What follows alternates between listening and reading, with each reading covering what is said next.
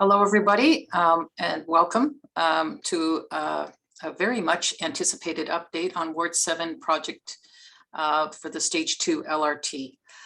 We're all looking at it every day in our community. I was just telling some people who live outside the ward, because it's been a while since I talked to people outside the ward, but I did this evening, and describing to them how affected people are in this area. It's a big one. And I don't think they picture it until they come out and see it themselves.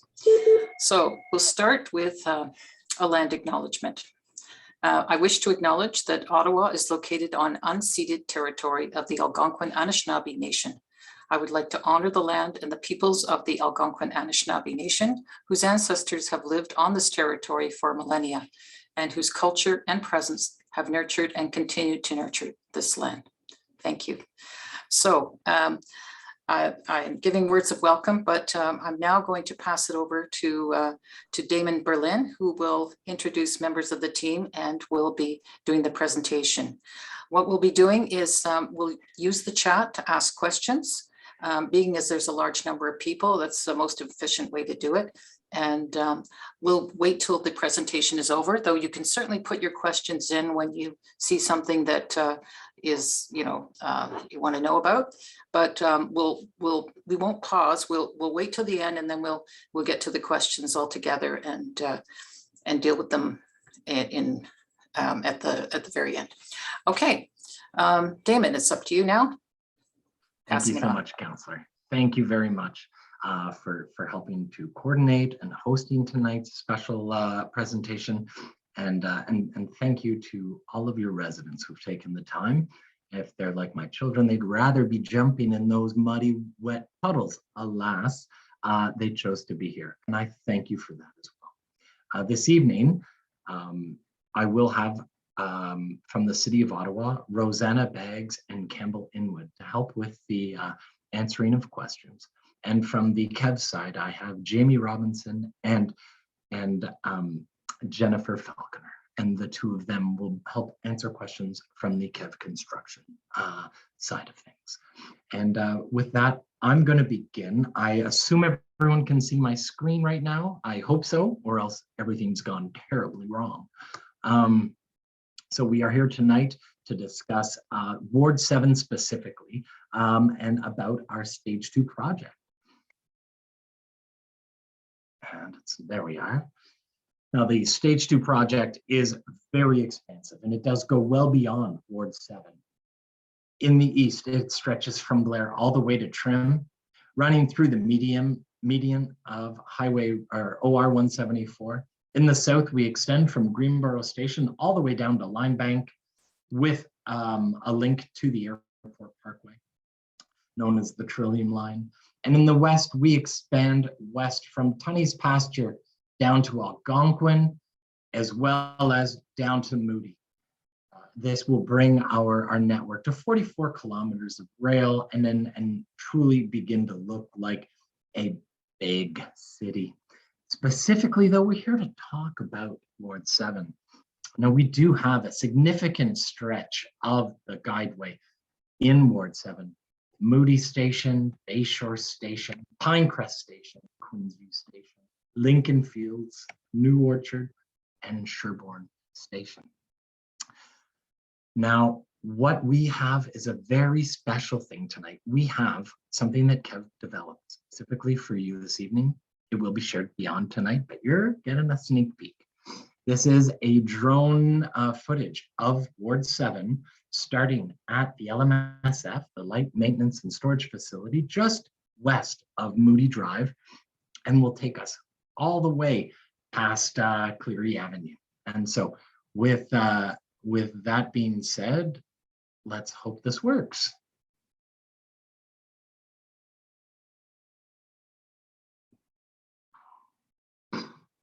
Now, here we are just above the LMSF, Light Maintenance and Storage Facility.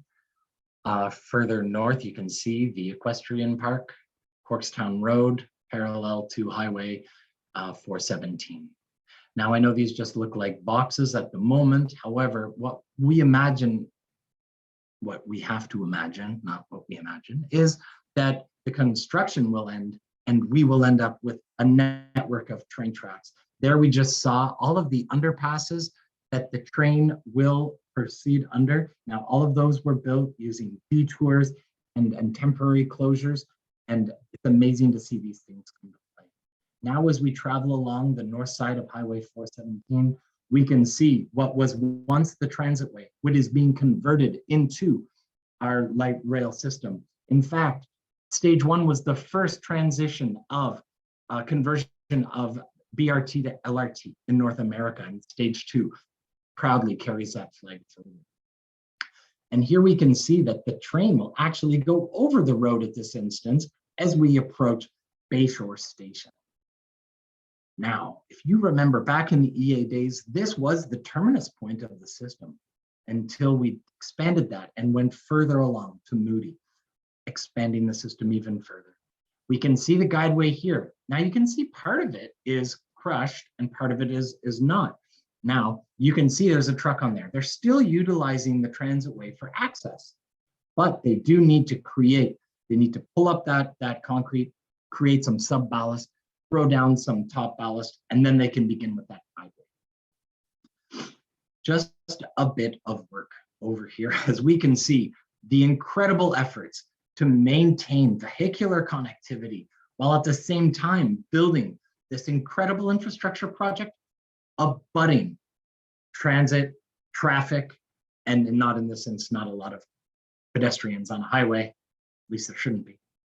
And as we pass Queensview, we progress over into the Connaught Tunnel. Now, for those of you living around here, I'm sure none of this is shocking to you, but for those of you who don't live around Connaught, can you just imagine the progress that we're seeing here? This is incredible. And I just, hats off to all of the residents who are going through this and really being so great. Here we have the split structure in our foreground. There's the former Woodruff pedestrian bridge, the new Woodruff pedestrian bridge. As we approach Lincoln Field Station, we can see the Carling Bridge. That's how trains are going to get underneath there. And now we've just gone past Lincoln Fields, and here we approach the Byron Linear Tunnel. And this is the end of the ramp, Byron Linear Tunnel, the Byron Tunnel in the Byron Linear Park. And we cross, sorry, I think this is probably annoying. There we are. And now we can see, we're talking about not abutting a highway, but here we are abutting Richmond Road, Byron Avenue, light commercial, and established residential. Now, when I said hats off, I really mean hats off. Mind you, in the summer, I don't do too many hats off because I'm trying to keep myself from becoming a beet red. And as we come through here, we're noticing an incredible amount of progress in the excavation of these tunnels. And you'll see in some photographs going forward that some of those trucks that we just passed, those were concrete trucks that were doing concrete pours. We come into Sherbourne Station. So you do see there's some rebar. Oh, now we don't have anything between this area, but here we go back in here and you can see the continuation of what we call the Parkway Tunnel, the tiebacks and the whalers. Now that is repeating itself. So a big thank you to Kev for the development of that very special video. That video is going to be shared with the counselor. I'm assuming that you'll put that out in our bulletin. We will also be, thank you, counselor. We'll also be ensuring that this will be available on our on YouTube with links to our website. If you did miss anything, please don't worry. And I do apologize. And this is because of me. This was a much longer video, and I did ask for it to be a little truncated to ensure that we did have an opportunity to unpack all of this important information. Now, here we are moving along. We did talk about the light maintenance and storage facility. As we can see here, the progress is really quite amazing. And we've got some amazing stakeholders over here, just north of that, the Wesley Clover Parks, who have been very supportive throughout this project and have even helped identify areas and support areas for constructors to park, working in tandem, not opposed. And that's what we just absolutely thank you for, Wesley Clover Parks. Now, these buildings will be where we house vehicles overnight, where they'll be washed, light maintenance, and that will help ensure service delivered availability in the mornings to make sure that once the system's open, you'll have trains strategically placed across the entire alignment, allowing you to be able to get on the train when the system opens. Now, there is a blog post on our Stage 2 site that does talk about the LMSF, and if there is some interest, I highly encourage you to go take a look. Now, just on the east of Moody Drive, we come up to Moody Station. Now, I know it's a little challenging to see at this point here. However, we do have the opportunity here for the vehicles to pass under and then further still. And just to give some reference, what you're seeing now, we have the station itself. We have a Papudo, that is a passenger pickup and drop off. We have a bi-directional Corkstown Road. We have a MUP on the north side of Corkstown Road. We have a PXO, or a pedestrian crossover, at the eastern limit. We have the bus loop and the bus platform. Thank you. To give you some context, because I do appreciate that it's hard to envision in this environment. Now at Holly Acres, here we can see the train bridge that has been constructed to allow for vehicular movements to proceed unencumbered by our zero at-grade crossings of our Confederation line. And I know that we have experienced some challenges with pedestrian and cycling connectivity, specifically in this area. I know that I want to thank our members like Ottawa and Crystal Beach Lakeview Community Association, who do continue to highlight these elements, which allow us to work with our partners in construction in order to rectify these issues.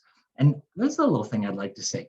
It's really important. If you, the residents, want to see positive, if there's a problem you want fixed, or even a question you want answered, I highly encourage you to email me or Councillor Cavanaugh, or me and Councillor Cavanaugh. And I want you to know that I'm here to help answer those questions, and I've got a host of professionals who can help with that. What I'm not able to do is monitor every community group's Facebook group feeds, and therefore I'm not aware if there are problems and if they're circling and people are getting aggravated.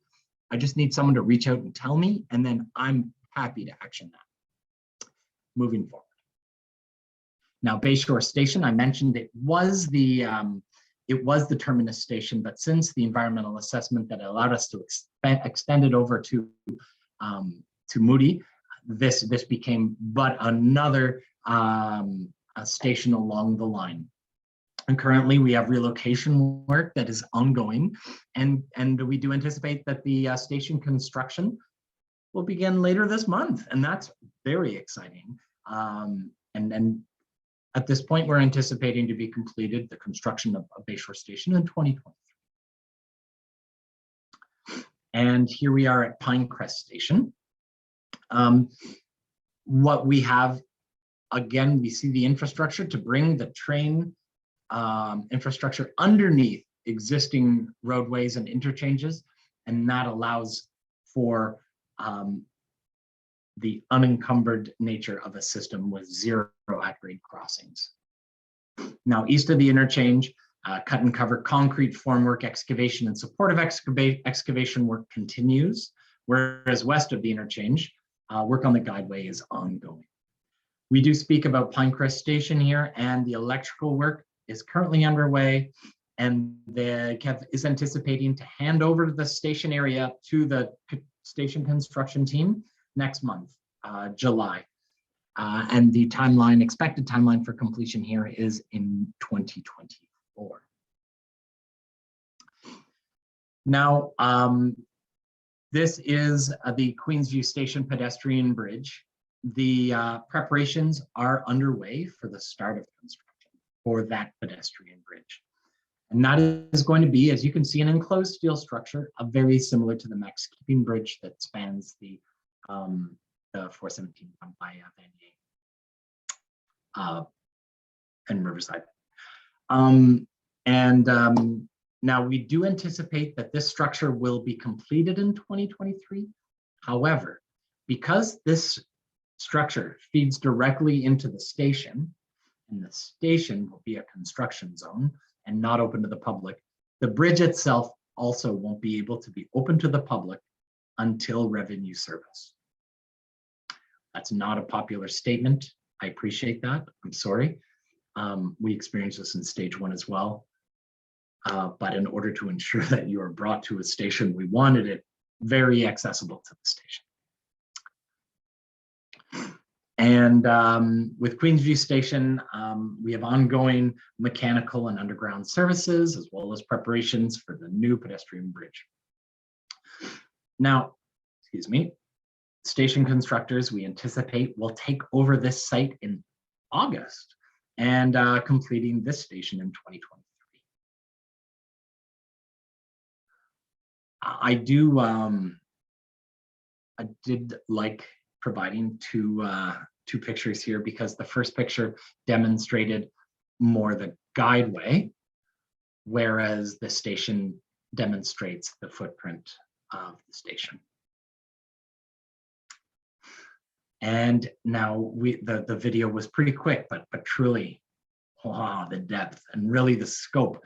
Really, what really blows me away with that video is the amount of work occurring everywhere. The amount of progress that we don't see, we don't think about. I see it, I'm like, oh my goodness, this is incredible. Now, for example, the last time we spoke, this was not more than an idea and a design drawing.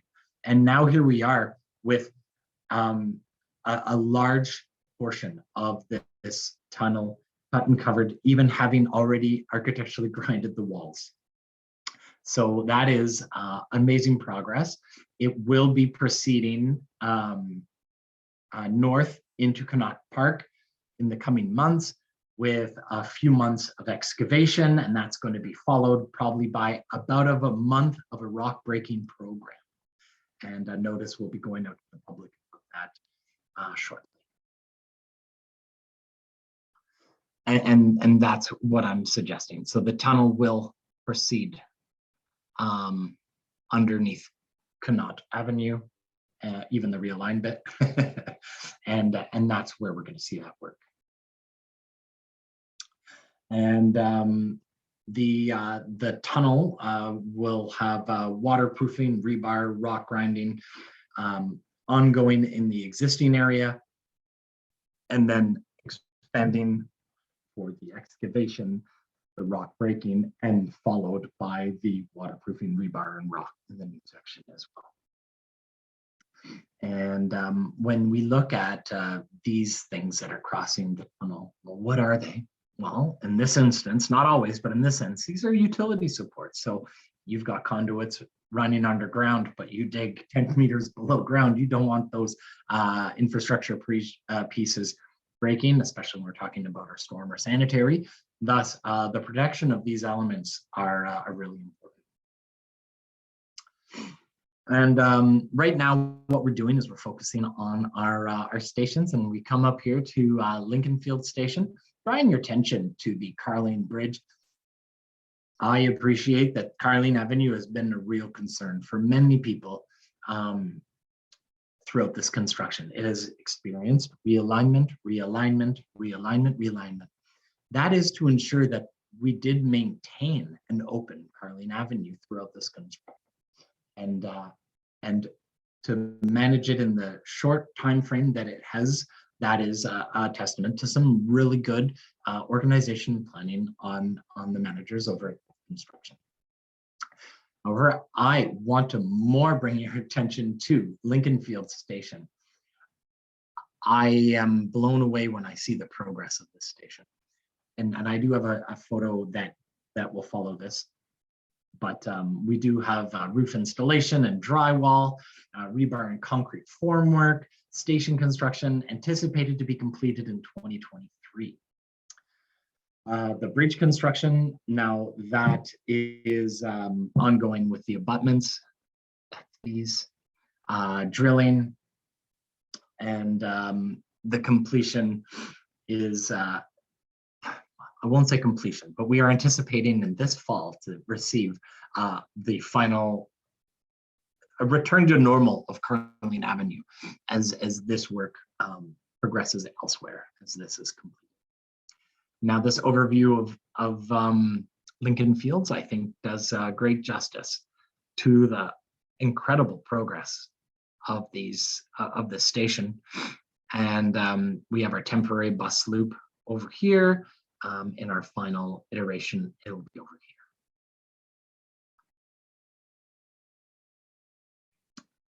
Now, the split structure, we're just jumping a little further back south here.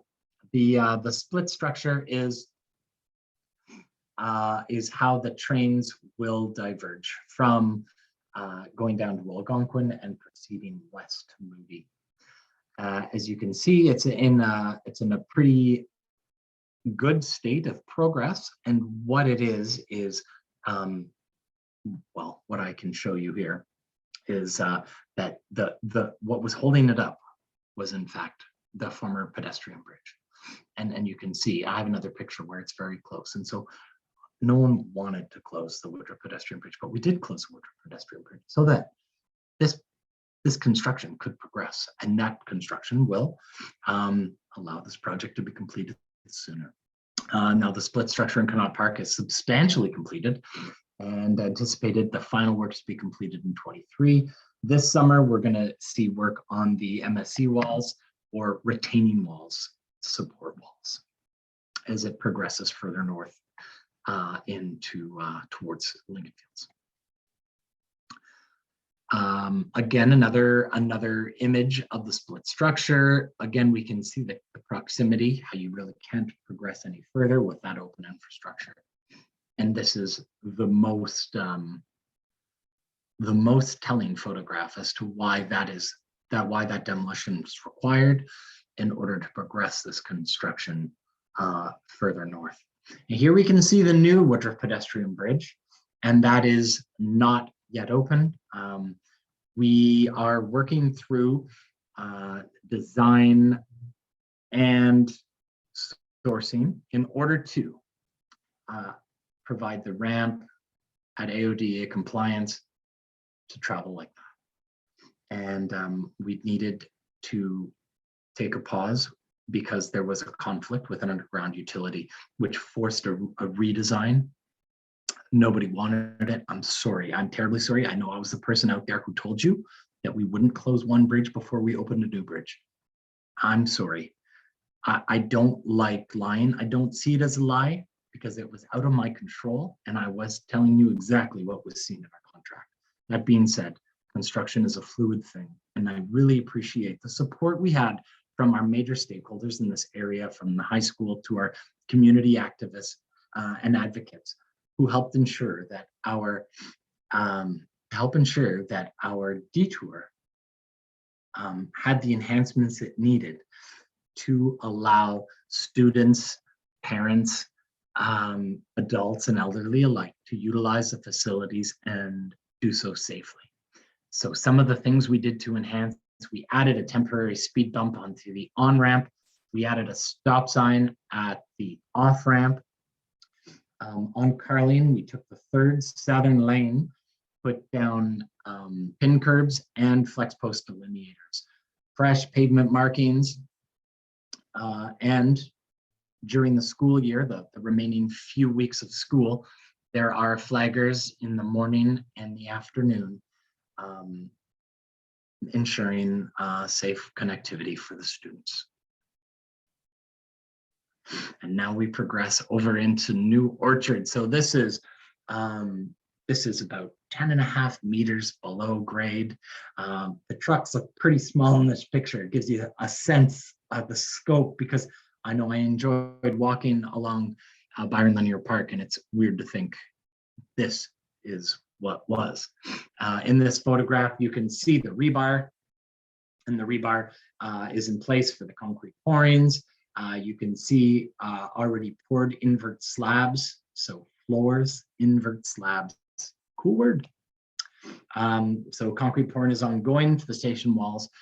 and work on the conduit. And the conduit is the channel that houses the pipes and the electrical, and the electrical for our communication systems, as well as for the station and the system. So very important. Now the system itself is run by overhead catenary system, and that is that gets its power from the Ottawa system, and then uses the TPSSs, or traction power substations, and that converts them into to DC wattage and allows the trains to run off that power grid. In this image, you can see the invert slabs, and you can see the well, pardon me, and you can see, you can't see. This is the location of the future New Orchard station, and we do anticipate that this station will be completed in 2023, which is pretty exciting. The temporary bridge decking at Richmond and McEwen, so just a little west of this photograph, is anticipated to be removed in 2023. We do have a very good blog story on station construction on our Stage 2 website. So if any of this is of particular interest to you, I do encourage you to go to our Stage 2 website and take a look. Now, one of the residents actually brought my attention to this, took a picture of it and said, "Damon, what is this in the trench?"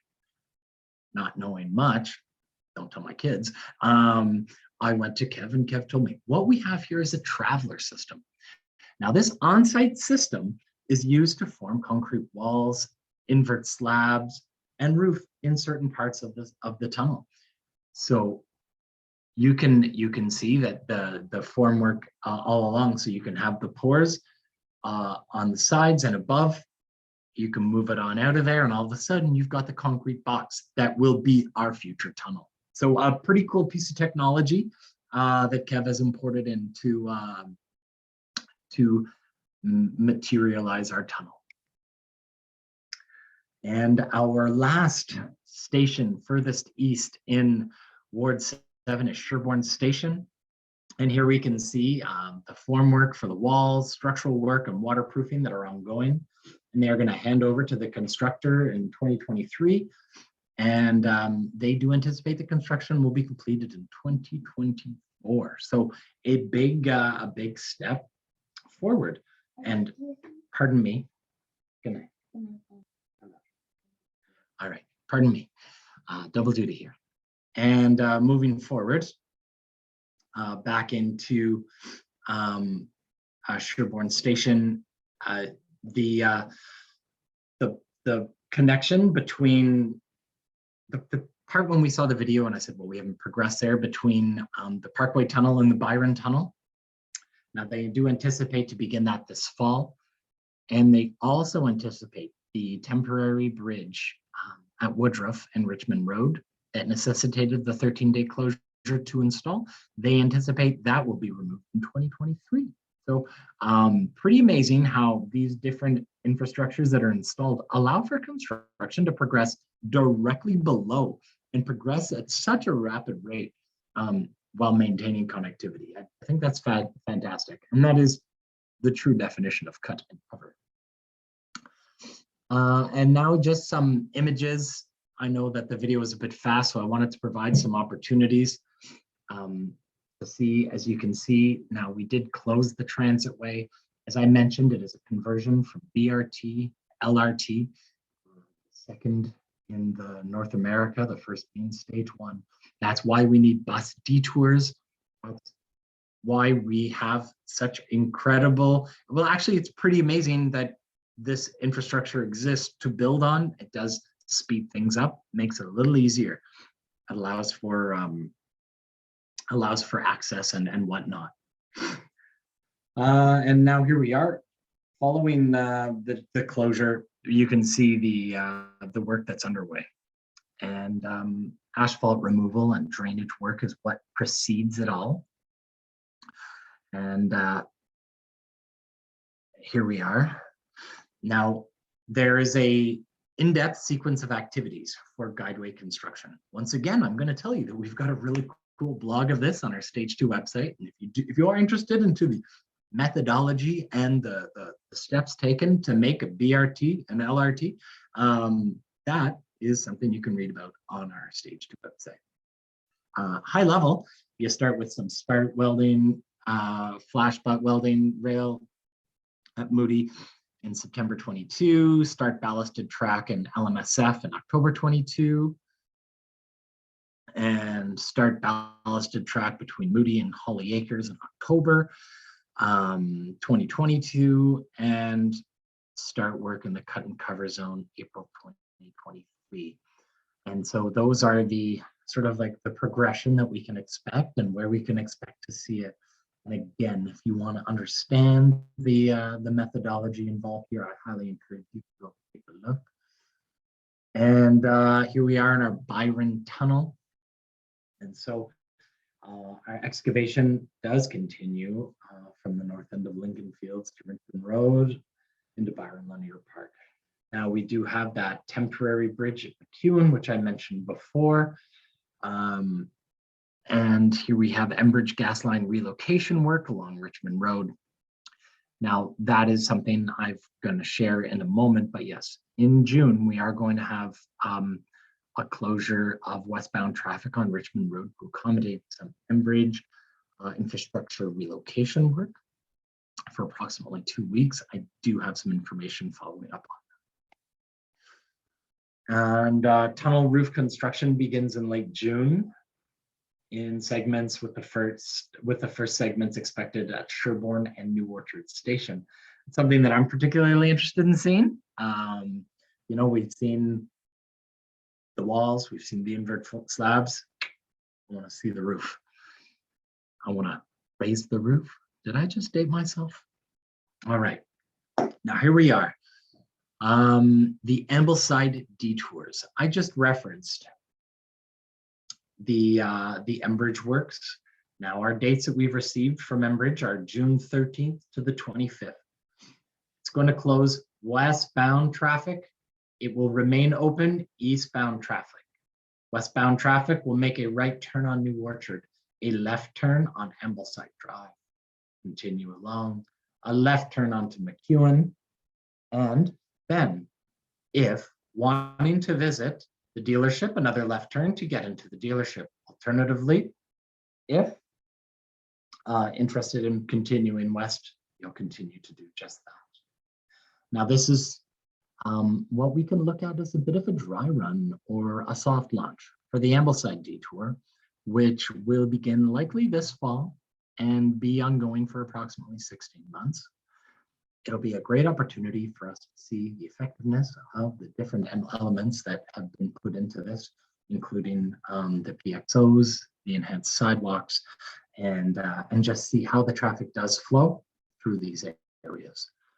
And we do thank everybody for their patience during these detours. Now, looking ahead, work that you didn't see me describe as it has yet to begin. Richmond Road Complete Streets. For those of you who are not aware, we undertook quite a robust consultation practice back in 2017, where we met with our PAC and TAC, as well as the community at Hold a number of times to discuss the ways in which we could see and they could see Richmond Road being enhanced to a complete street.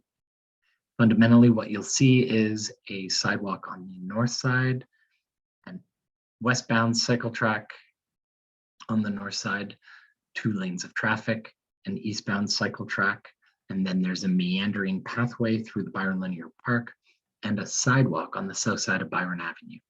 We did look at the entire roadway as the Richmond, Byron Linear Park, and Byron Avenue as one holistic space.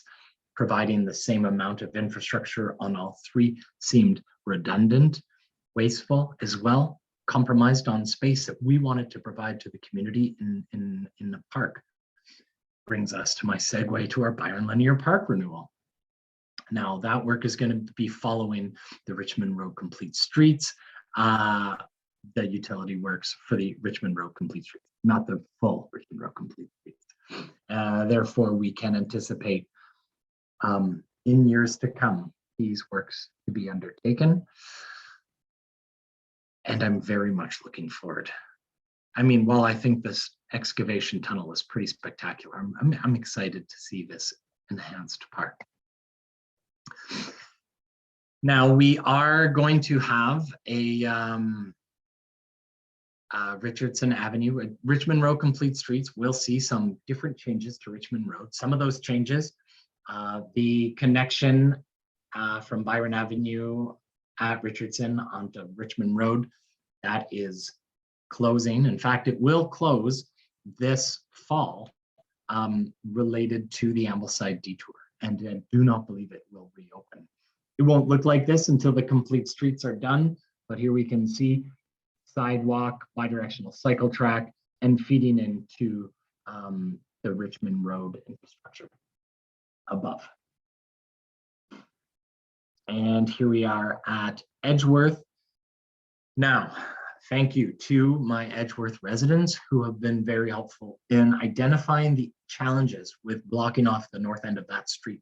I think the work that we've managed to do, and Kev being a very good partner, Kev Traffic in this instance was very responsive. And we've got those pin curbs in, we've moved those planters, we've added some no parking signs, some dead end signs. And my understanding is that we have stopped the cut through. And just to shake my finger to anyone who feels like it's good to drive over grass sidewalks or earth in order to circumvent barriers on a road. That's a dead end. And I would ask anybody to respect the neighbors around them.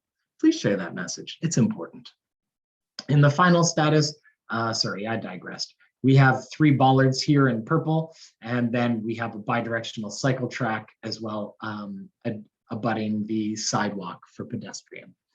And that is the northern part of Edgeworth. So again, that is going to be an amazing look and feel for the end. And lastly, some of the bigger changes, Ancaster Avenue. So we do have that connection point between Byron and Richmond Road. The final state will have it built in a channelized right turn. It is a northbound right turn only, and we're going to build that into the design to make it obscure, challenging, and awkward for anyone to try and disregard the rule of that road. I know that the residents who speak to me regularly about this will appreciate this, and I know that Kev has gone out and put fresh pavement markings to help reflect the channelized right turn out. Now I want to share with you something. Now you are going to be the very first residents to see this. We had a bit of a variation to our project agreement where it came to our new Orchard and Sherbourne stations. What we realized, and what Kev realized as they went through a deep dive into the design, that the amount of environmental and mechanical rooms that are related to each station didn't have sufficient space between the top of the tunnel and the ground of the park. Now, rather than simply saying, oh, we're just going to have some more boxes in the park, no one has an appetite for that. We worked with Kev, and they came up with an incredible solution. It's called the green roof solution. Now, the green roof solution has, well, here you can see a New Orchard station. These bars are red in this picture. They're not red in practice. They're black, they're gray. They're not red. They are in this picture. That's not what they are. I'm just wanted to put that out there. Now here, underneath this space is infrastructure for mechanical rooms and electrical rooms and whatnot. So we do have programmable space. We have seat walls, interlocked node spaces, planting between node spaces, electrical building right here. We have AODS compliant ramp. However, the ramp will not be winter maintained, putting that flag out there. Architectural seat walls and retaining wall clad with stone veneer. So what would have been not that palatable becomes a really beautiful space that changes it up, that creates a bit more of a modern, I mean, we can't ignore that we are in an urban environment. So I think this helps bridge that. And pardon me, it does create a greater opportunity for programming. Plugins for some bands, maybe some food trucks. I don't know what floats your boat, but I'm sure it can be accommodated here. And then here we are at Sherbourne Station with their green roof. They had a bigger space to cover, so you can see this is slightly larger. Here we have seating, seat walls, paved nodes, ramps and stairs. Again, the ramps are not winter maintained. Trees, plantings, and the same stone veneer cladding the walls that will be seen over at the Orchard. So those are, I think, a cool addition to Byron Linear Park, and I hope that you see that as well. Now I'm going to start talking about the noise mitigation. Now, over the last 6 months, the Stage 2 office has been working with the Wood Park, with QTN and Whitehaven Community Associations, working with the residents and the community members. What we identified during our during Kev's, Kev was required to do noise and vibration modeling. We went out and we verified that with third-party experts, and they were able to help confirm modeling and mitigations to support that modeling. So what we are going to have here throughout the Byron, pardon me, throughout the Pinecrest Creek corridor up here in Wood Park, we have a 3-meter noise attenuating wall. It's only on the east side and the north portal side. It will be built atop the retaining wall. South of Carling Avenue, on the east side of the alignment, there'll be a 4.5-meter noise attenuating wall, also built atop the retaining wall. And further down here in Connaught Park, on the west, south, and east side, there'll be a 5-meter noise attenuating wall. And I imagine you'll probably have this question, well, why are there different heights? Well, the noise attenuating wall height was determined by the results of the modeling. Certainly, I appreciate that the community don't want to see bigger walls where they don't have to, but the community does want mitigation where necessary. And that's what we're trying to achieve here, and what I believe we have achieved. What's exciting is that the communities have all voted on what the finishes of the walls are they'd like to see. And I can tell you that overwhelming support for textured gray walls with vines and or vegetation. So this is what we will expect to see to help mitigate the noise for our residents of back in Wood Park, who back onto Lincoln Fields, and Whitehaven, who back onto Plain Corridor, and for those in QTN who back onto Knox Park. To give you a little idea of what that might look like, this is a 15-year rendering. So please don't think that we're planting these mature trees. They take time to grow, and they will. The idea here is to look at what the wall looks like with vegetation. Yes, I appreciate this is the summer and vegetation tends to die in the winter. And we live in Ottawa, so there we are.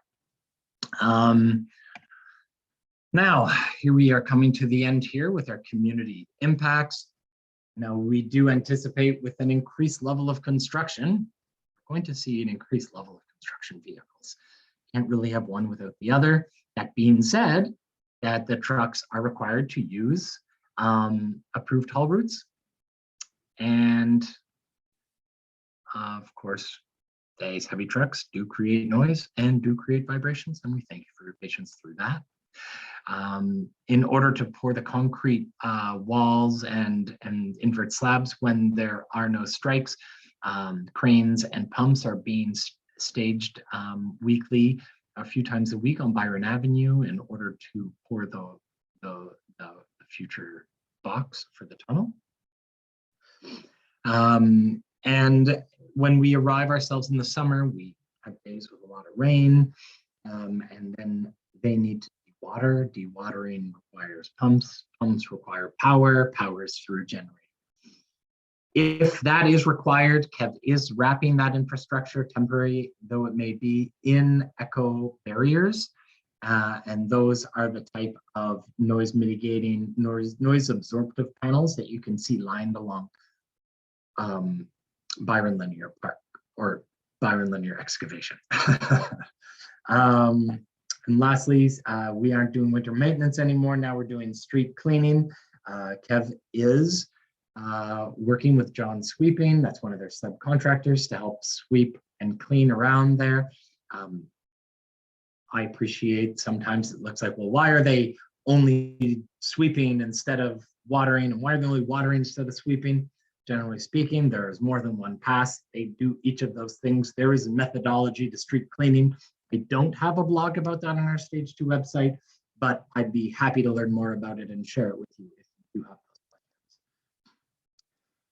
those questions. Construction, so our City of Ottawa construction hours, this shouldn't be news to you, but 7 a.m. to 7 p.m., 7 a.m. to 10 p.m., that is a city allowable hour.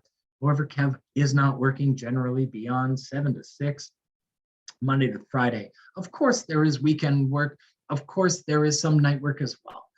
You would like to be added to our weekly night work summary for Ward 7. My email address is included on this page here, damon.berlin@ottawa.ca. I'd be more than happy to develop, to add you to our distribution list. And every Monday afternoon, I'm sending out a summary of where the night work is going to occur in Ward 7.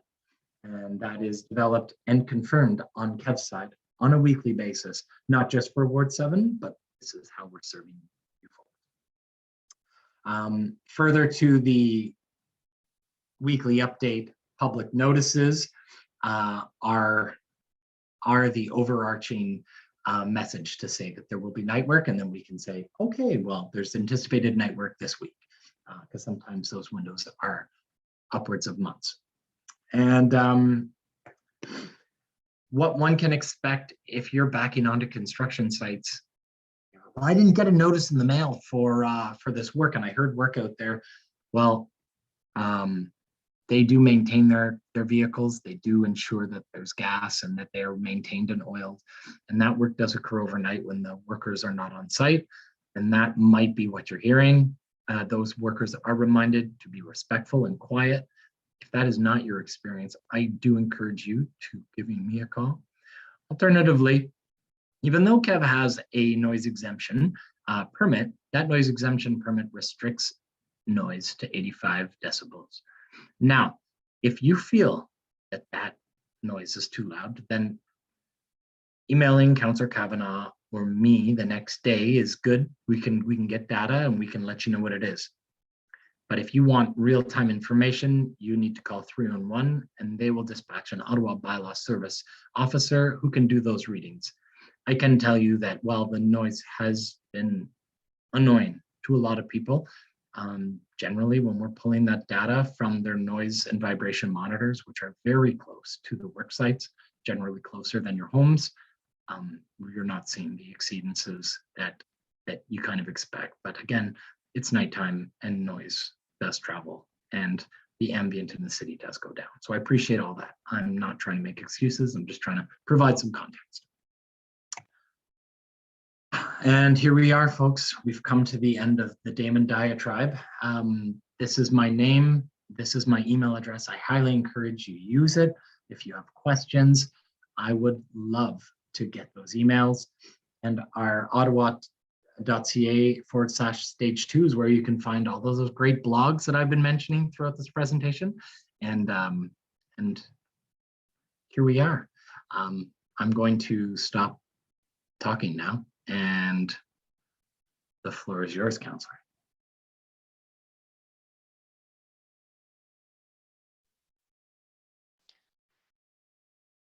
Hi, Damon. While we wait for Councillor Kavanagh to come back on, I just wanted to let you know that, and everyone, if you haven't been following the chat, I have been answering some of the questions that I have that we have been able to quickly provide for you. I do apologize to some of the, as I'm not ignoring you. Some of the questions we will have to take back, and we'll take all these questions and provide a document that has answers in them. So if you have a question that hasn't been answered yet, that is where we're at. I was just typing very furiously to get the ones I knew out. Thank you, Rosanna. Thanks very much. So I'll read ones that I don't think you answered, and I know that some of them are, and I will, to save time as well, I will not be reading statements and reading questions. And the first one was, will the Sherbourne station have any connectivity to the River Parkway for cyclists and pedestrians? It's a great question. Sherbourne Station is in Byron Linear Park, so you will cross Richmond Road at the signalized intersection. There is a 3-meter MUP with a 1.5 meter light vegetation on either side that will bring you up through the former 747 Richmond Road property, connecting up to the what is called the Cleary Underpass. And that is infrastructure that will be built that will allow pedestrians and cyclists alike to travel underneath a grade separated crossing, just like at Westboro Beach, to access the Ottawa River and its MUP network. Thank you. I think it'd be good to show that if we could at some point. We can put that up in our newsletter. Absolutely, Councillor. I'll share that with you for sure. Thank you. How far behind schedule is this section of the LRT, and what is the current completion date? Of this section of the LRT? Well, I'm not speaking to schedule, but we do have Jamie Robinson. So Jamie, I'm going to put this to you, sir. Yeah, so the good question. We're currently analyzing the schedule. We're approximately 10 months behind schedule, it seems, but we're working very closely with the city to see how we can to mitigate that. We are going to be providing an update to the city and next month in July, when we've sort of taken a look at things. If people want to sort of just to quickly understand what's impacting that schedule, it's really three things. It's some geotechnical issues in the cut and cover section of the guideway. We're experiencing supply chain issues like everybody else is, and labor issues. It's really tough to get all the skilled labor we need on board to do the work, particularly at the stations. And we just went through a strike with both the carpenters and the operating engineers. So those are sort of three factors. But how far behind we are, I said approximately 10 months. It looks like on paper at this particular point in time. But we'll have an update for the city next month, and I'm sure it'll be become publicly available. Thank you. Thank you, Jamie. The Holly Acres road work is delayed beyond scheduled due to unforeseen circumstances. Has a revised plan and timing for completion of this intersection project been established yet? And so I did provide an answer to that one. The designers are still working through the conflict with major HOL underground lines there, and a timeline has not been provided yet. Okay, thanks.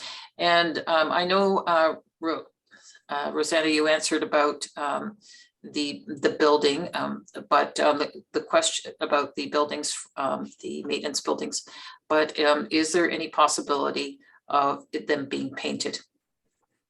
So I'm happy to take that one. We get that question a lot. So what we have are buildings that are being built and they're precast panels.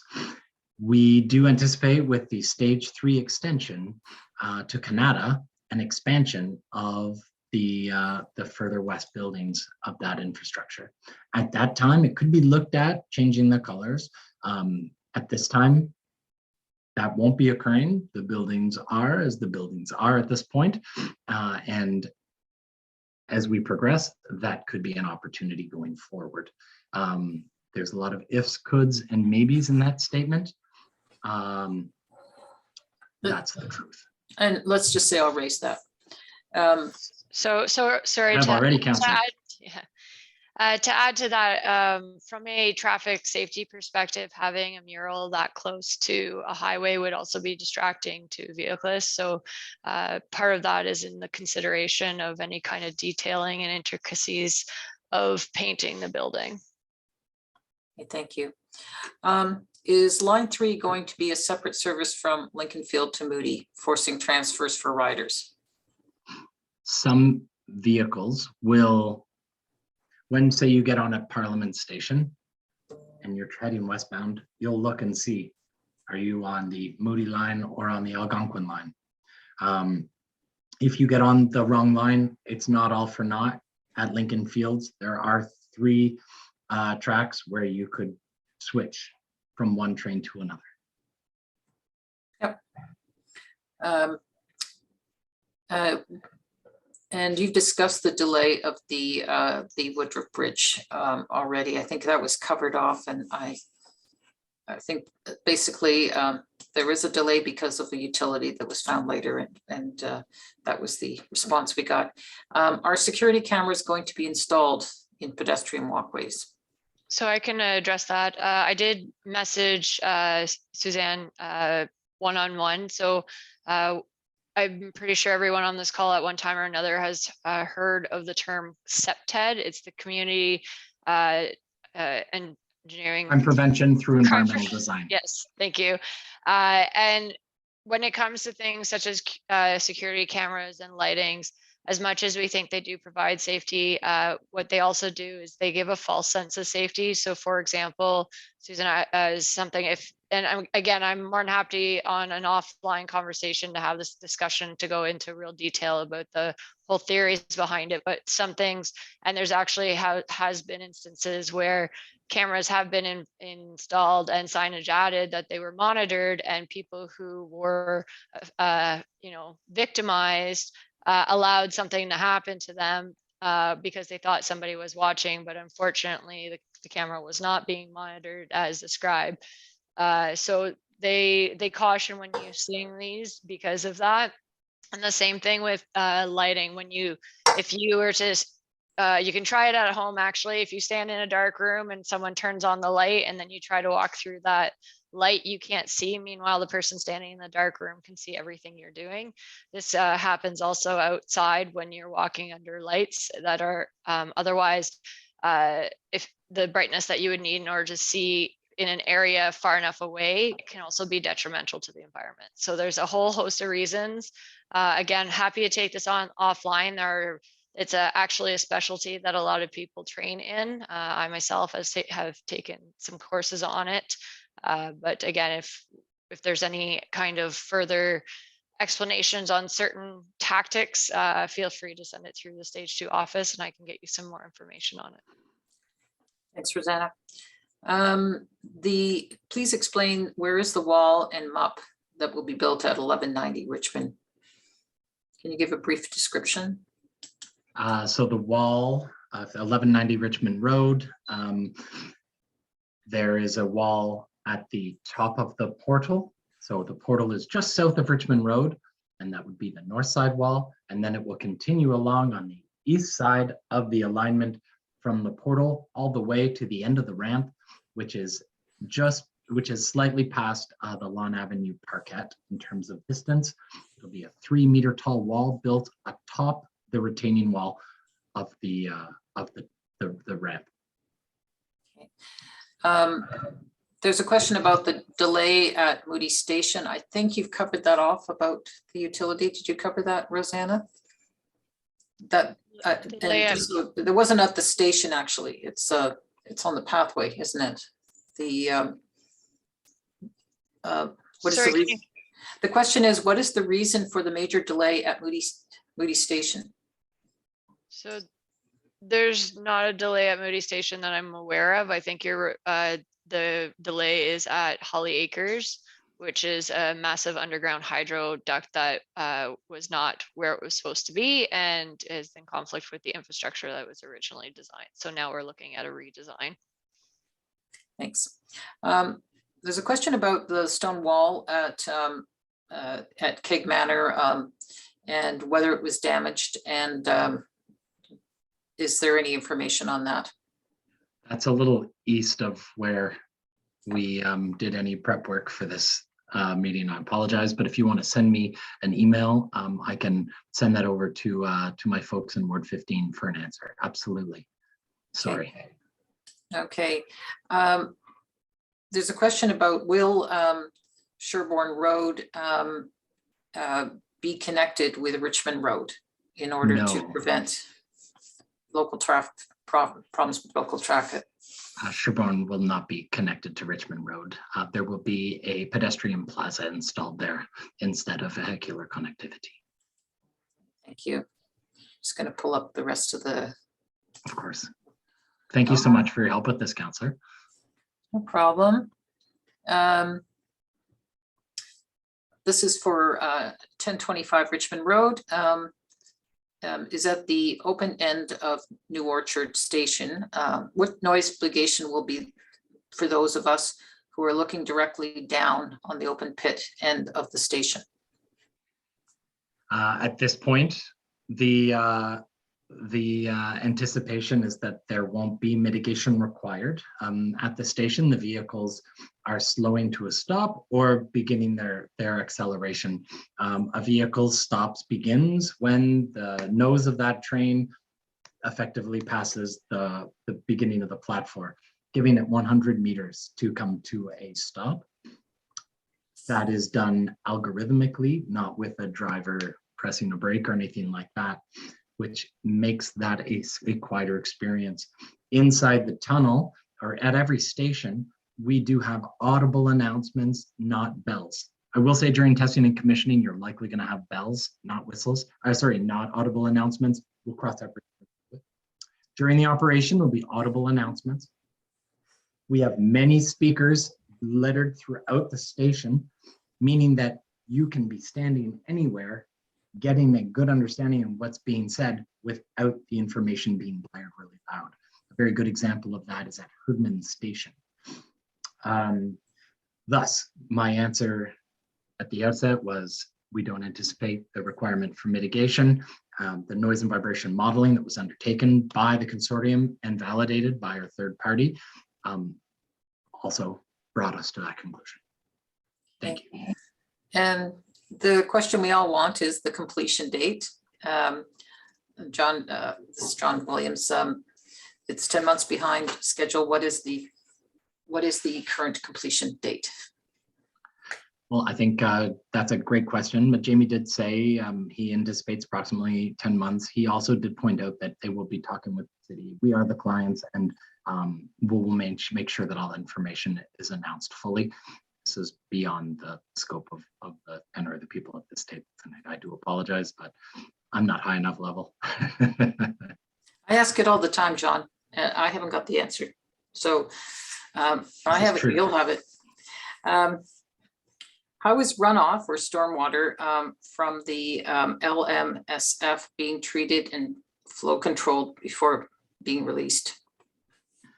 I don't have that question offhand, but I know that I have provided a response to someone in the community before. I would ask that whoever asked that question to please send me an email and I will gather that information up. And of course, as Rosanna said, we'll be putting all these answers into a document that will live online, but I do want to get that information to you specifically. Okay. It shouldn't take long because I do have an answer already. And we've already answered that Sherbourne will not be connected to Richmond Road. Is there any hope of moving the LMSG with stage 3? LMSF with stage 3, no. The location is the location. The possibility to maybe affect the color on a few of the western buildings is what might be on the table. The location will be set. What you see now are just boxes, but there was a question sent directly to me. Why was one of those buildings offset?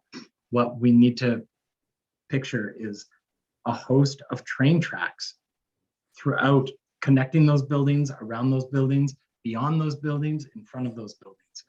And what I can do is I can find a rendering. If you want to send, I'm sorry, I don't know who sent it to me, but if you send me an email specifically, I'll send you a rendering that'll help demonstrate that for you. Okay. What is the process of assessing accessibility concerns that are raised on the LRT Stage 2 project and on Kev's work? Like There's a concern temporary. about those with lived experiences are not being considered or consulted. All of our detours are AODA compliant. We do ensure that they're maintained regularly. They are detours around construction, and they're not as good as the actual thing. They're detours and they're temporary. In terms of pathways, I don't know what we're talking about here. I'm sorry, I'm not trying to be rude. I don't want to be answering even a non-answer to a specific question. If there was any way to get some clarity on the question, then I'm sure Rosanna and I could come up with a great answer. Yeah, so the city of Ottawa has been required by legislation to ensure that all new infrastructure that they install meets AODA requirements, which are quite stringent. And this is, I would say, probably over 6 years now. I'd have to double check the date. So everything that the city does going forward does have an AODA lens on it. If you do ever find something that you think is not in compliance, please feel free to email us. But otherwise, when we do temporary detours or final, definitely final end state construction, everything is within AODA standards. Okay. I do see there was a direct message to me. The Ambleside detour is anticipated to start in fall 2022. So this fall, September, October. I haven't seen a date yet. That is the 16-month detour, whereas the 2-week detour will begin next week. Okay. I'm just looking to see which ones that haven't been answered yet.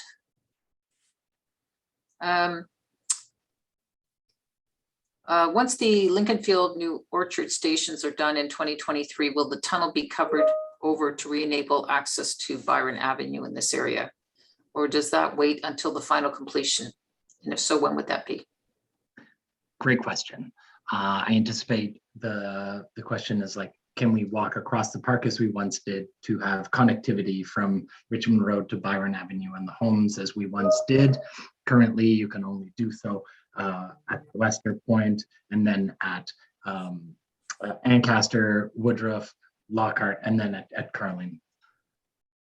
If that is the intent of that question, once the tunnel box is poured and set, Kev will begin the process of backfilling. We saw in our look ahead that that's not when they're going to begin Byron linear work per se. What I will note is that, as I mentioned, it's a pretty tight corridor for a park and 2 roads. I haven't been told this, but I would be surprised if we didn't see, once it's backfilled, it be used to manage the construction of Richmond Road Complete Street. I don't know that. We'll find out. We are talking about in a year or two's time, so I won't make those assumptions for you. We will address that when we get the opportunity as we get closer. Okay. Still, people want a date, a completion date, in terms of what 10 months is. What does that make that? What was the original and what is added on to 10 months? So I think we did just answer that question a few times, Councillor, and I am not dancing around it. I'm not at a level where I can dictate schedule. Jamie is not at a level where he can dictate schedule. What we need are our bosses to tell us what to say here. And so Damon, Damon, if I may, I think the easiest way to answer that question is we expected to have the western section open at the end of 2025. So we're looking somewhat into 2026 at this particular point in time. Thanks, Jimmy. The contract did say, the contract that was signed by council did say 2025, but we didn't identify publicly any quarter. Can you confirm the enhanced connections around Lincolnfield Station? I don't know if you answered that, Rosanna. I'm sorry if I did. The question was from Catherine, which we have been in communication previously with some graphics that did show this. So we're happy to resend those and anyone else that's interested in. We can include those graphics in our online document as well. Okay, and when is the west end of the old pedestrian bridge to be removed in order to access the paved recreational path? The west end of the old bridge was delayed. We do anticipate that that will come down later this week. That was what I heard early yesterday. There was just some issues with the asset management branch. Jamie, I don't know if you have a more specific update or can confirm that the rest of that span will come down by the end of this week. No? Yeah, I think that Damon, we're demolition is proceeding well, but it's hopefully planned for the end of this week. Okay, that's great. Thank you, Jamie. Okay, I'm just looking, most of these have been answered. Thank you, Rosanna. I try. Yeah, If there's anything that you're Cam. reading, Counselor, that might be of major interest to the whole group, that could be an opportunity. absolutely. There's a question about ramps, whether or not they're winter maintained, but I'm not sure what ramps they refer to, but If we're talking about the ramps on the green roofs, they will not be winter maintained. If you're talking about Okay. the ramps onto the Woodruff pedestrian bridge, they will be winter maintained. I think, Rosanna? Yes. Yeah, I thought so. Okay. They are still, to be candid, they are still finalizing the winter maintenance plan for the whole complete area. As you can appreciate, currently, this year that you could probably even notice that the area has been maintained by 3 separate groups. So between OC Transpo, Public Works, and KEV. So in order to streamline this for the future, they're taking a good holistic look at where everything is and what needs to be cleared. So that will, once this all gets opened up, but as of this year, the Woodruff pedestrian bridge will be cleared. okay. You answered a question about the retaining wall. If it was from Paulina about, sorry, Pauline, is the noise attenuation wall in Lincolnfield being built on the retaining wall? And you answered yes. And the reason why that's really good is that does afford more space for the public space. Originally, we were looking at a 2-meter offset from the retaining wall to manage drainage. And the designers found a way to manage that. And that's affording 2 extra meters of the space for the public. So a follow-up comment from Simon came through about AODA. So Simon, I just want to clarify that it's not only AODA guidelines. So the city has created their own guidelines to go above and beyond what the province legislates. So the city has had and does have an AODA committee that is very stringent on that. I work with a couple individuals personally that will come out and do audits when needed. The Woodruff pedestrian bridge, the new one that is being built, is actually below the required 5%. I believe, Damon, correct me if wrong, it's That's right. 4.5, whereas other bridges 4.9. Yeah, and Flora Bridge is at 4.9. The switchbacks are very typical. It's no different than any ramp that would go to a building. It provides the ability for the inclusion of a ramp that's under 5%. So that is a very typical design standard.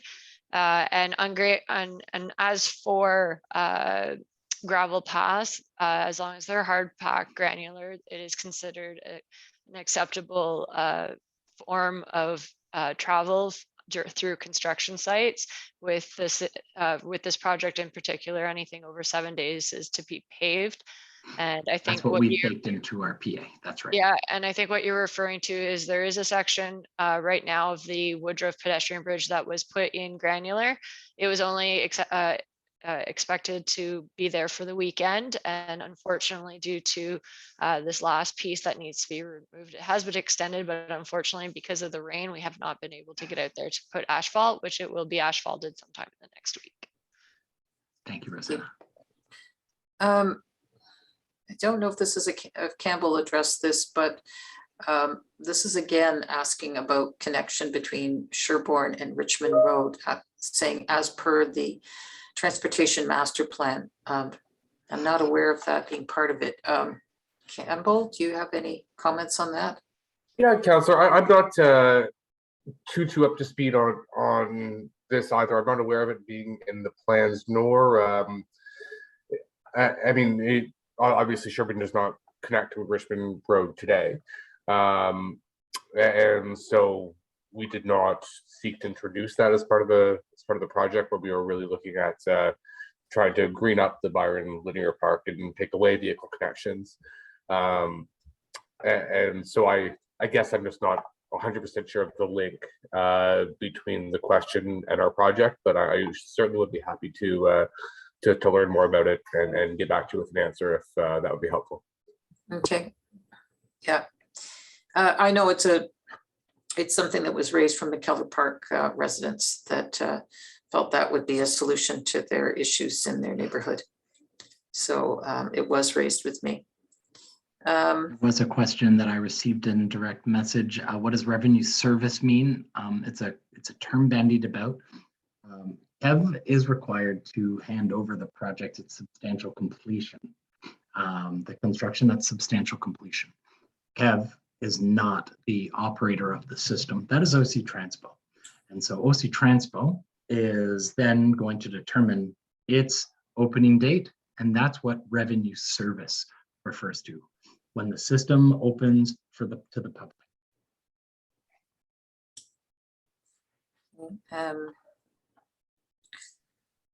I'm trying to see if there's anything that hasn't been answered yet. It's more repetitive of previous ones.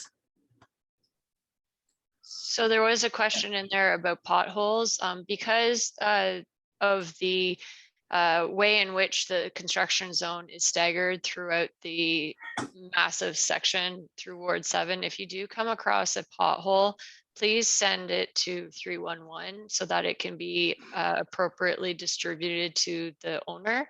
At the very, very least, please send it to the stage 2 email so that Damon and I can do the reverse and verify with whether it's in the right location. Yeah. Okay. The questions about Sherbourne to Richmond, I'll leave with you, Campbell, and you can get back to us on that. That was good. Thank you. Okay, and question about Corkstown realignment. Is there any comments on that? Well, the speed limit of Corkstown Road will be 40 kilometers per hour, and it will have a MUP on the north side of it. That's about what I can tell you about it. Campbell might be able to say more. Well, I saw there was a question in there. I'm asking if we could put up a picture of the final alignment. I don't know that any of us are equipped to do that here, but I'm sure that we can provide that,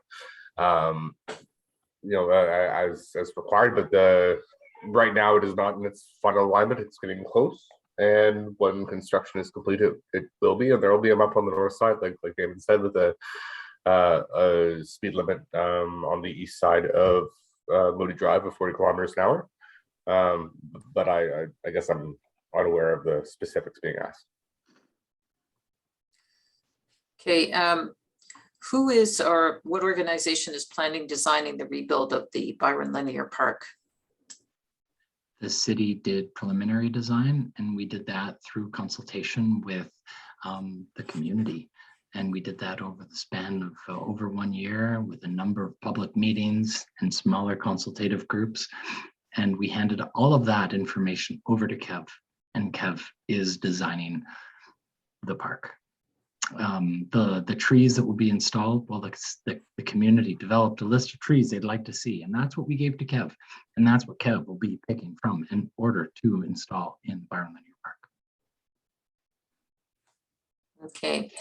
Now, in terms of the revenue service, if there's any, here's an example of how the revenue service works. For stage 1, when we saw the trains moving along the track before it was opened for public use, we saw trains going back and forth. That means a handover took place.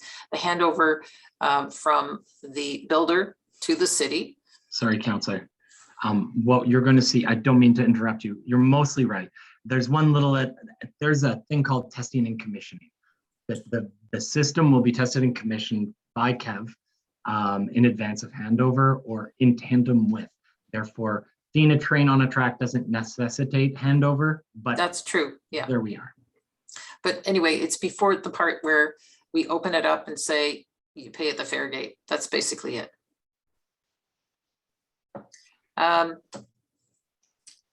Will there be any closures to Hartley and Richardson exiting to Richmond Road eastbound? Well, Richardson, as I pointed out, will close in fall permanently. Hartley, Rosanna? Right now, I'm not aware of any closures. If there are Campbell? any, they would be temporary due to construction. Campbell, are you aware of Hartley? Is Hartley not already closed at Richmond Road? I can't recall if it's one of the dead end streets, but ultimately, we not yet.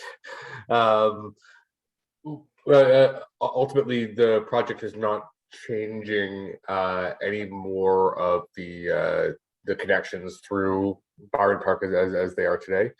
Well, you know, once we're all done, there's that little reshaping at Ancaster that Damon showed earlier, and so no, as part of the final works, not neither as it will have happened as part of the construction process that we've been made aware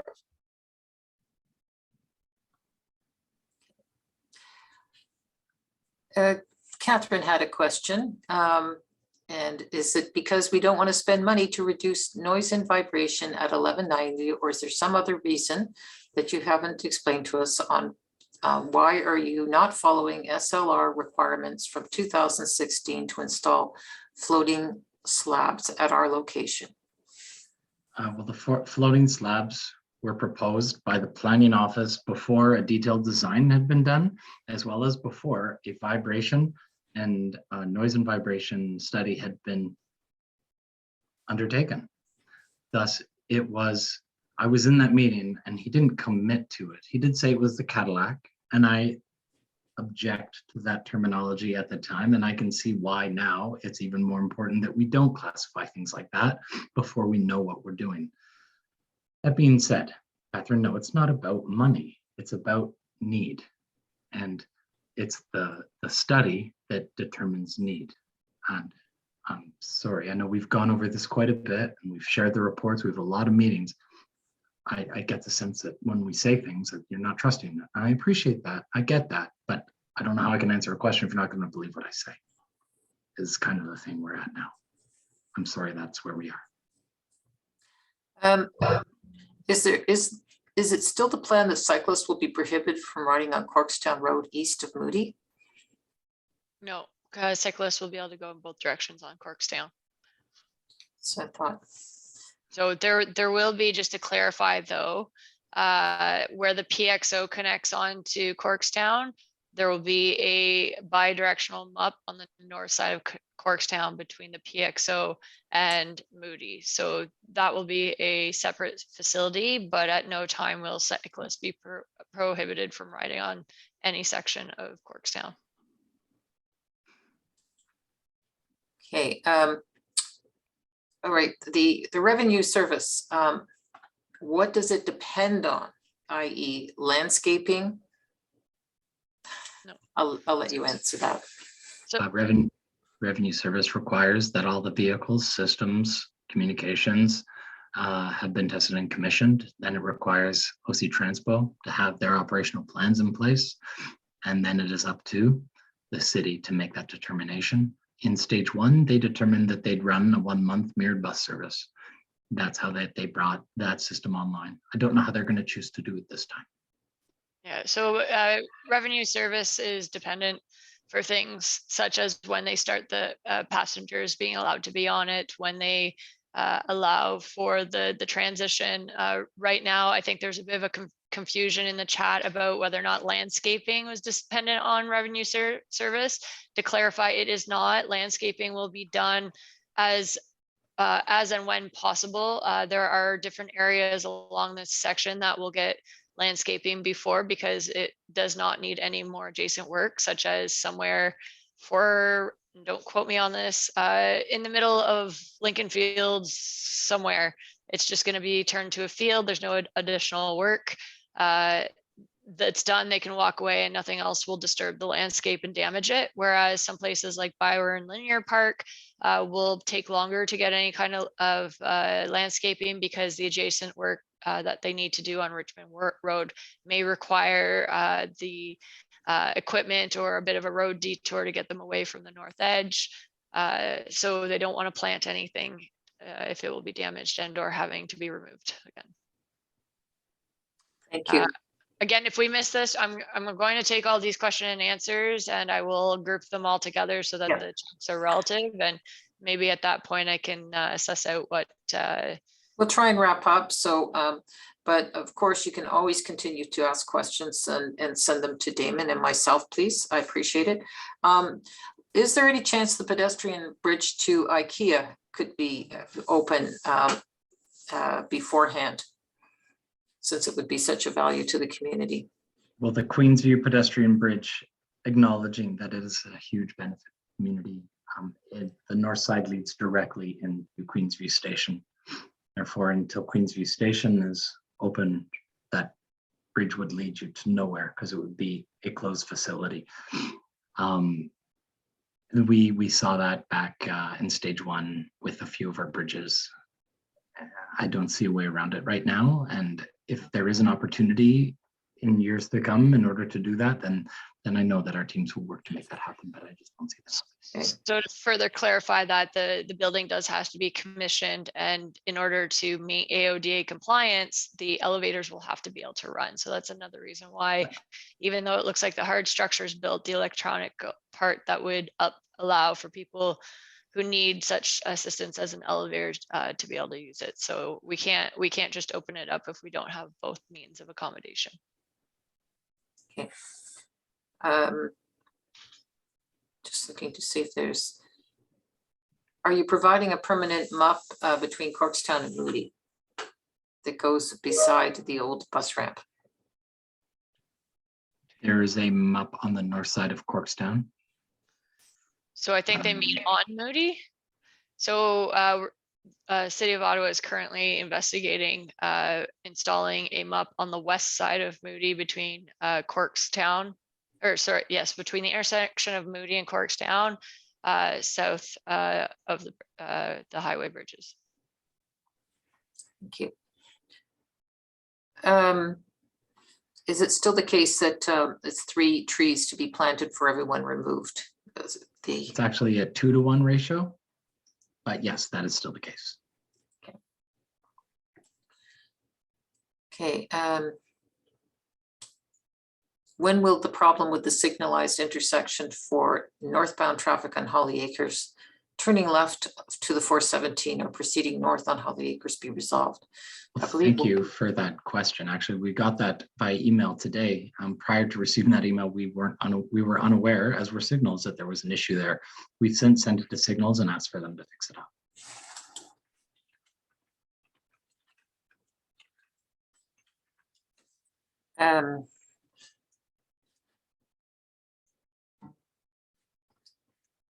Okay, where would the 2-to-1 ratio take place, since it won't be in the exact location of the old trees?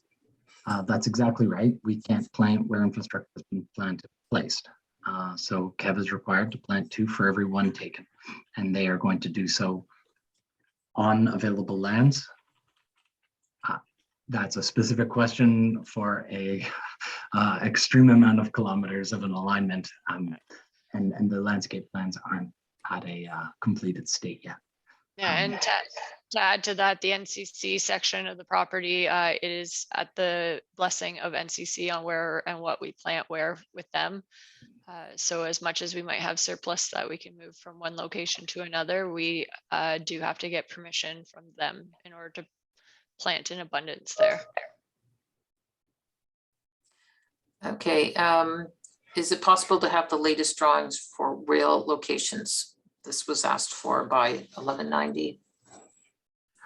So everyone can get the latest locations of rail locations by going to Geo Ottawa. If you Google Geo Ottawa, it's a map of Ottawa. And what's really cool, once you're on that page, in the top left-hand corner, you can hit the layers button or hover over it. You drop down to the second last option on layers. It's called Rail Implementation Office. Selecting that overlays the alignment over the city of Ottawa.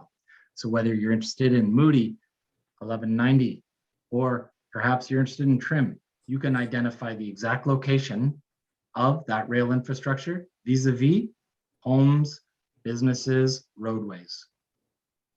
That's publicly available to everybody and is updated as design drawings are updated. That being said, the location of the train alignment hasn't shifted since contract award.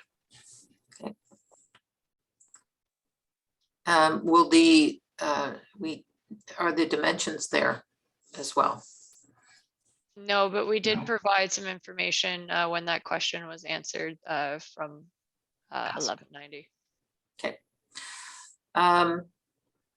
Will the intersection for the west ramp from Holly Acres will this intersection be redesigned? No, Councillor, it's not going to be redesigned. The comments we've been hearing from the community are with regard to when you are in the lane to go north on Holly Acres to continue going straight, as opposed to turning onto the highway. Sometimes you see the red lights that control the left turn to get onto the highway, and that's what causes the confusion. And so we have worked with the MTO to get approved a specialized type of signal head. We call them programmable heads, but what they basically do is they focus where you can see the indication from that particular signal head to the lane that you are in. So if those red lights or the light to turn onto the highway would only be visible to people who are in that lane to turn onto the highway, and vice versa. So that's currently the plan. I do not have a date that I can provide, but it is in the works. I do not think it's going to be long. Additional signage and pavement markings have been added out on site as well to encourage pedestrians to switch to the appropriate lane before coming to that point. Okay, thank you. Okay, I'm wrapping it up now. I want to thank everyone for coming out. We had a very good turnout, and I appreciate it very much. And sometimes a question leads to another question, and you might think of something later. So feel free to write to us. You've got bayward@ottawa.ca, and of course, Damon I left his email, damon.berlin@ottawa.ca, or stage2@ottawa.ca also gets there. So thank you very much for giving your time. You care about this project. It is going to make a fantastic difference to our community. It's a bit of a bumpy ride when we have the construction. Construction is difficult. There's just no two ways about it. And I thank you, because I know it's been hard. Like I said before, it is one of the areas where you're most affected, and I've recognized that when I talk to my colleagues. And I want to thank you for your patience. But the good news is you're going to have the service very close to your communities, your homes, and that will be a positive thing. So I hope you all enjoy the rest of your evening. And I thank Damon and Rosanna and Jamie and Campbell for answering the questions. And I thank you all for asking the questions. Take care. Thank you very much. Bye, everybody. Bye-bye.